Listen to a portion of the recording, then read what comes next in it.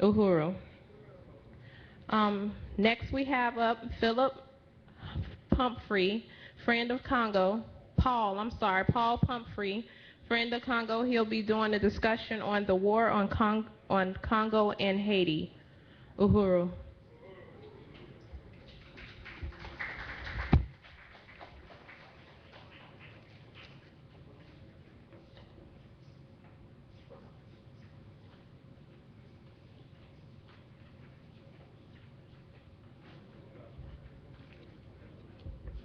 Good afternoon. When we look at the country of Haiti and the country of the Congo, I think you can probably begin to see a number of similarities, and I will try to share some of those similarities.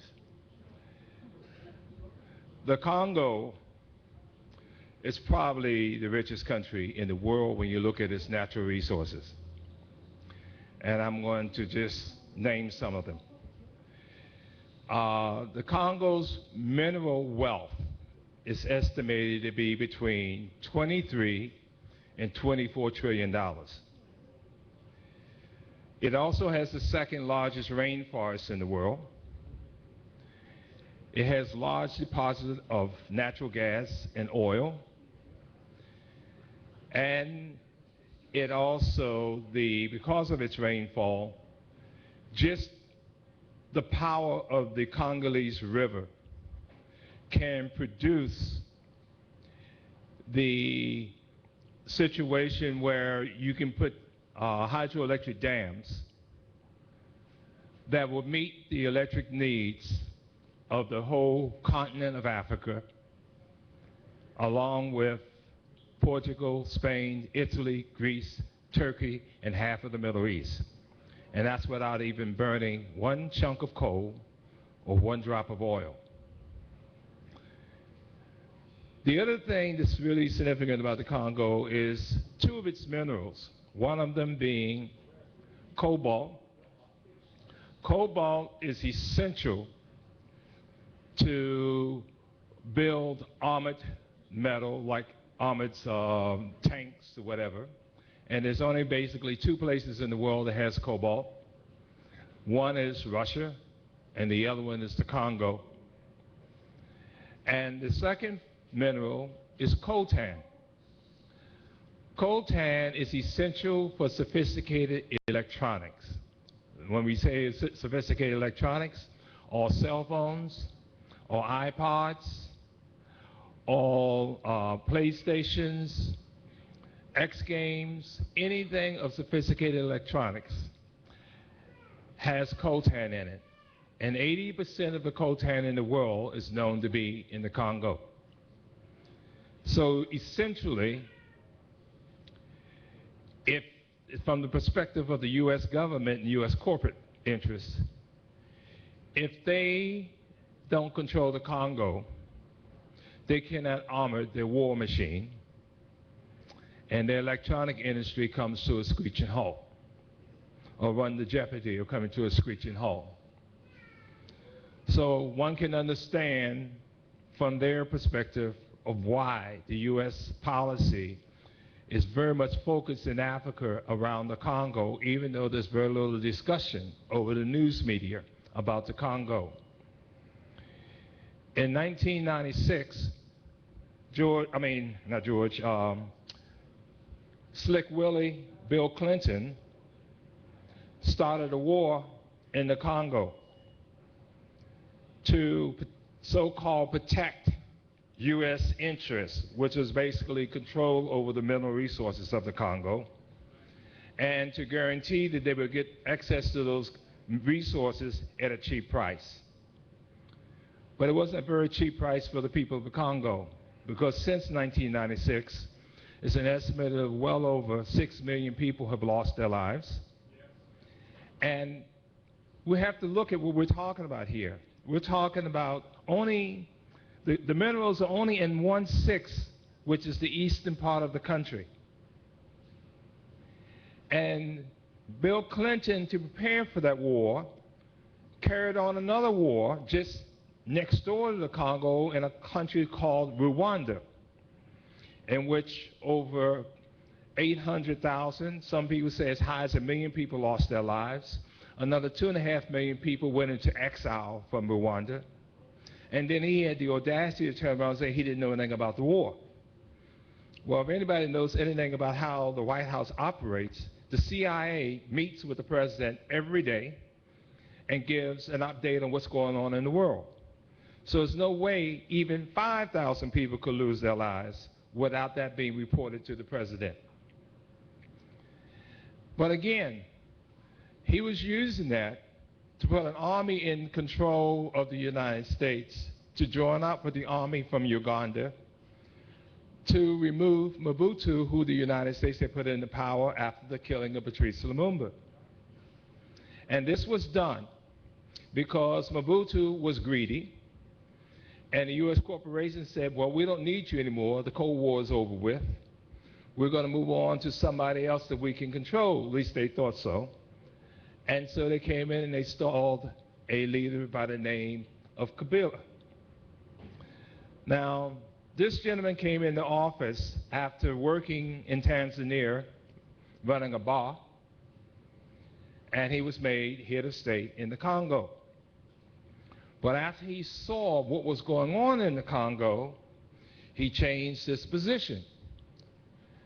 And instead of thanking Rwanda and Uganda, he began to realize that Uganda and Rwanda was exporting more minerals from the Congo out of their country than they were, than the Congo itself was exporting, even though Uganda and Rwanda didn't have those minerals.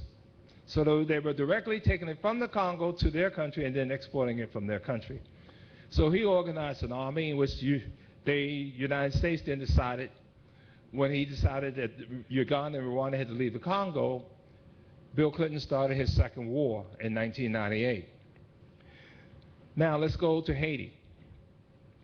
Every time you hear the news reports about Haiti, you say Haiti is the poorest country in this hemisphere. News bulletin.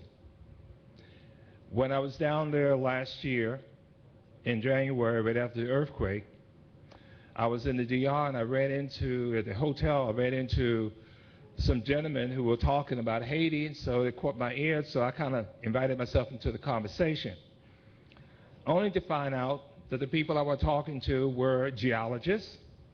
My first question to them was, whoa, you came down to study the earthquake? Nope, we were here during the earthquake.